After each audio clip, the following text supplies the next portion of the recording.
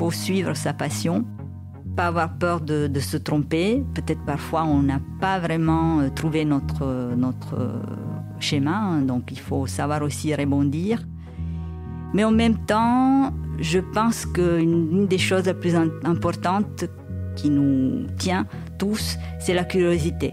C'est être curieux tout le temps, avoir envie d'aller de l'avant, s'accrocher et voilà, et suivre sa passion tout court, quoi. Au début de chaque journée de fouille, je pense à tout ce qu'on pourrait découvrir. Et puis finalement, je vais faire une toute autre découverte. Tous mes collègues m'ont dit que j'étais fou. Je développe mes idées en espérant que ça va marcher, évidemment, mais il y a toujours des périodes de doute. Les idées, elles n'arrivent pas quand on se concentre pour essayer de trouver des bonnes idées. Elles arrivent dans des moments de flottement, dans des moments de sommeil. Comment parvient-on à une découverte scientifique ? Quel chemin faut-il emprunter et quel rôle le temps et le hasard jouent-ils ? Pour cette 2e saison du podcast Dans les pas d'Archimède, 6 chercheuses et chercheurs d'Aix-Marseille Université nous racontent en détail l'histoire d'une formidable découverte qu'ils ont faite.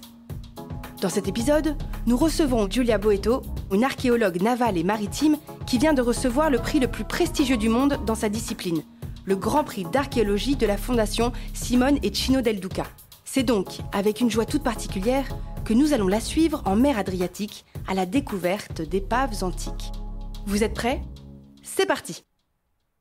Je m'appelle Giulia Boeto et je suis archéologue navale et maritime à Aix-Marseille Université et directrice de recherche au CNRS, rattachée au Centre Camille Julien. Depuis 2007, je conduis la mission franco-croate Adribot.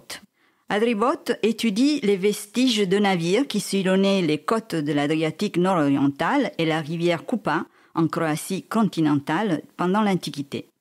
On est intéressé par l'architecture des bateaux et donc on va rechercher des épaves, donc des structures en bois, pour essayer de comprendre les techniques de construction, bien sûr les datations, remonter par exemple aux approvisionnements, d'où il venait le bois, etc. On est bien sûr intéressé aussi à la fonction des bateaux. On essaye de comprendre pourquoi on utilisait ce genre de vaisseau. Et bien entendu, on essaye de restituer les traditions de construction navale dans divers endroits de la Méditerranée. Les bateaux cousus sont des bateaux qui présentent des assemblages, alors ça peut être partiel ou total, réalisés avec des liens d'origine végétale, donc du lin ou d'autres fibres. Et donc ces liens permettent de maintenir ensemble les différentes pièces qui composent le bateau. C'est vraiment une technique qui a été très utilisée pendant l'Antiquité. On a des sources écrites, même Homère parle des bateaux cousus des Achéens qui sont tirés au sec sur la plage devant Troie et dont des liens se défait parce qu'ils restent au soleil, en gros, donc ils se sèchent et qu'il faut refaire avant de reprendre la mer. Donc c'est vraiment une façon de construire, de maintenir des pièces ensemble, des pièces de bois très très anciennes, donc c'est une méthode très ancienne qui se poursuivent en fait encore aujourd'hui. Après, le bois, c'est quelque chose quand même de très particulier parce que si on a la chance que le bois a pu se conserver sous la cargaison ou sous des sédiments assez compacts et on trouve les structures, c'est génial. Et puis là, tout de suite, le cerveau commence... quand je plonge, en fait, c'est vraiment... ça va vite.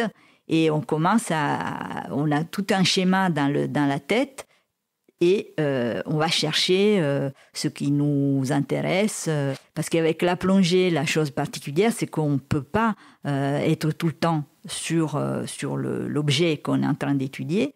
On ne peut pas rester indéfiniment sous l'eau. Donc, c'est tout une logistique et une organisation du travail très stricte. Donc c'est vrai que ce ne sont pas des fouilles classiques. Et voilà, le bois, c'est émouvant, c'est super intéressant. Et puis on découvre toujours des belles choses qu'on ne s'attendait pas. En 2006, je soutiens ma thèse à Aix-Marseille Université et immédiatement après, j'ai la chance d'obtenir un poste au CNRS comme chargé de recherche. Et donc, entre-temps, la collègue croate avait pris contact avec le Centre Camille Julien pour mettre en place une collaboration justement sur l'archéologie navale en Croatie. Sur les côtes croates, ils avaient fouillé beaucoup d'épaves, ils avaient vidé, en gros, enlevé les cargaisons d'amphores, mais personne s'intéressait à la structure, au bois. Ils avaient pas effectivement une technique, de méthodologie, de travail et tout ça. Donc on a mis en place cette collaboration sur une petite chantier-école pour voir un peu si ça marchait entre équipes, entre Français et Croates, sur une épave très bien conservée, à 2 mètres de profondeur, à Pakoštan, qui est une petite ville touristique au sud de Zadar. Donc on a fait 2 campagnes. On a étudié tout ce qu'il fallait et puis publié par la suite.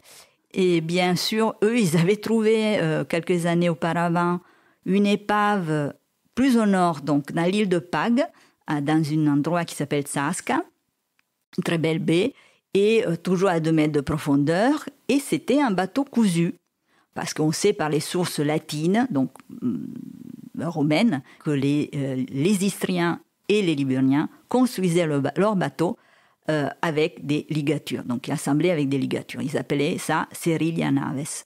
Entre-temps, d'autres collègues, plutôt de l'Istrie, donc on est plus au nord, toujours en Croatie, le musée archéologique d'Istrie, et eux, ils venaient de découvrir une épave près de la frontière slovène, donc à Zambratija, une épave cousue, qui, au premier abord, lui avait semblé être d'époque romaine, comme celle qu'on connaissait.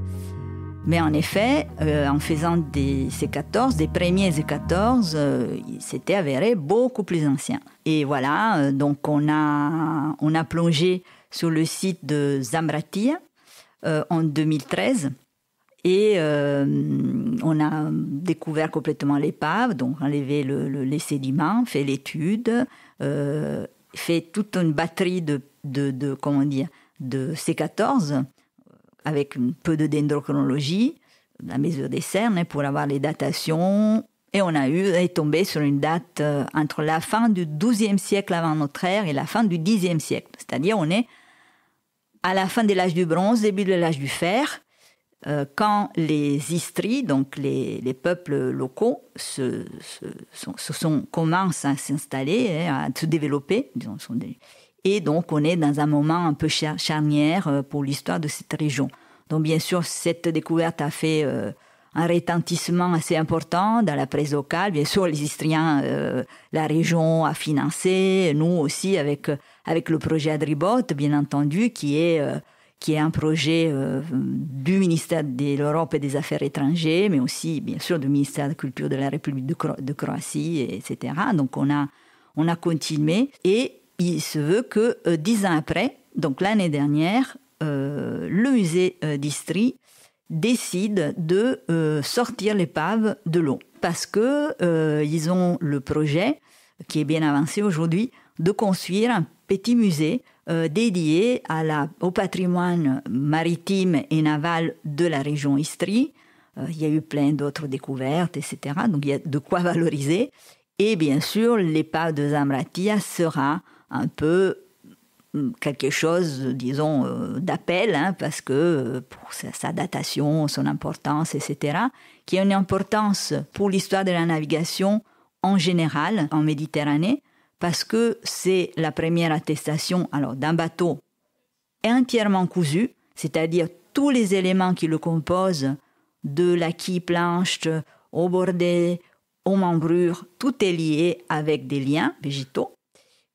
Malheureusement, ne se sont pas conservés, mais voilà, on le sait, on l'a vu.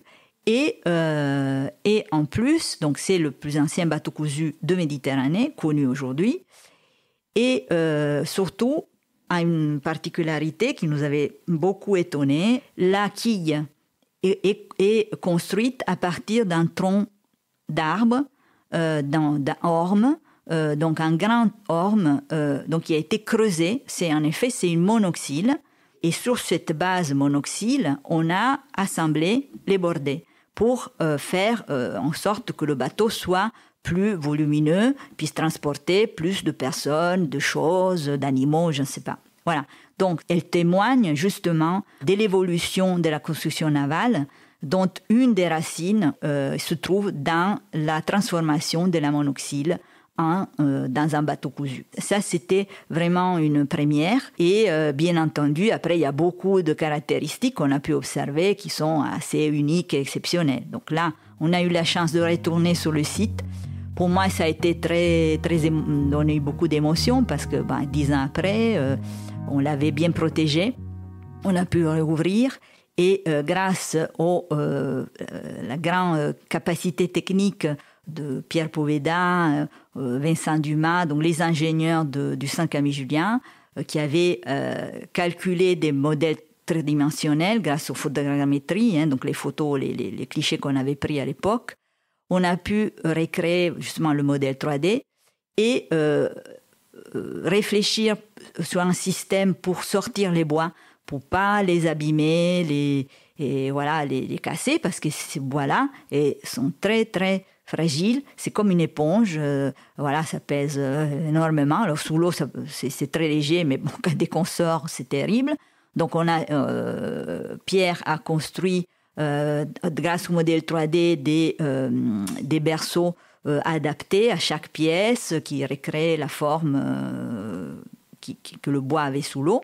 Et grâce à ça, et justement en travaillant sous l'eau de façon très attentive, on a coupé 15 pièces, on a sorti de l'eau pour analyser, on a fait des numérisations 3D de chaque pièce, on a regardé tout ce qu'on pouvait regarder et on espère à terme de pouvoir dater plus précisément la construction du bateau. Et il faut absolument prendre les échantillons avant que le bateau puisse entamer le processus de conservation, parce que le bois va être imbibé de polyéthylène-glycol et puis il va être lyophilisé.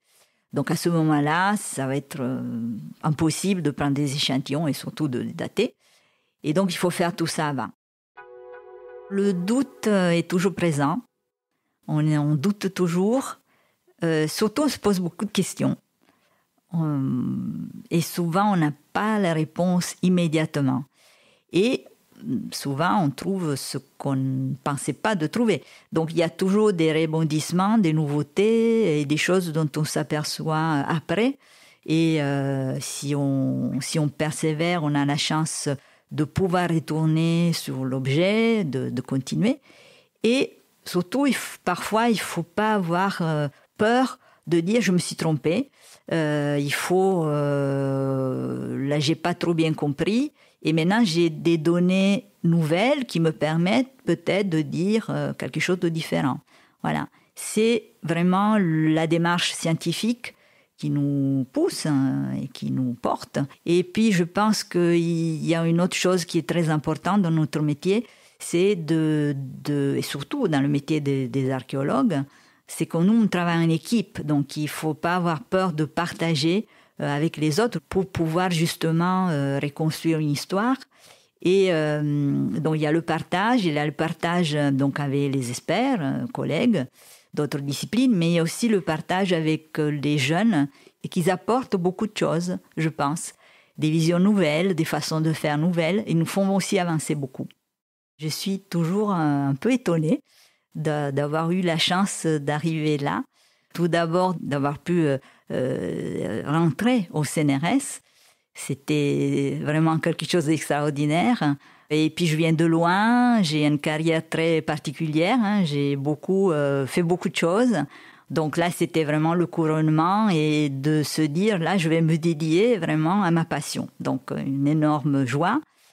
Et puis le prix d'archéologie del Duca, qui est vraiment le plus important prix pour l'archéologie français, c'est une joie. Vraiment, je suis fière.